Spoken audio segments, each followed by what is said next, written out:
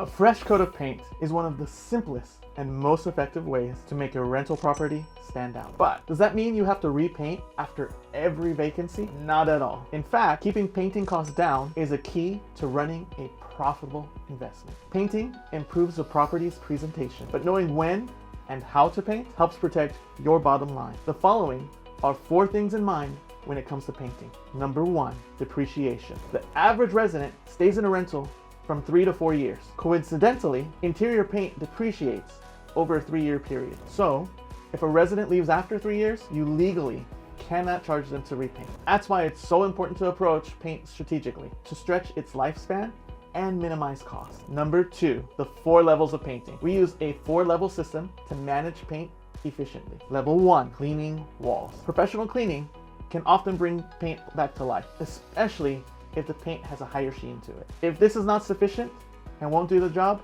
we then move to level 2. Level 2, touch-up paint. We define this by an area no larger than 6 inches by 6 inches. But even with the exact paint code, sheen, and brand, the color may not match perfectly. If this is not sufficient, then we move on to level 3. Level 3, painting partial or full walls. If a wall has multiple problem areas, it's best to paint the entire wall corner to corner. Finally, Level 4, full property repaint. This should be the last resort, but if needed, choose a color code and sheen that will be easy to maintain in the future. Ideally, ceilings and trim won't need repainting next time. This saves you money down the line. Number 3, pricing variables. Unlike apartment complexes with identical floor plans, single-family homes, condos, and townhomes all vary.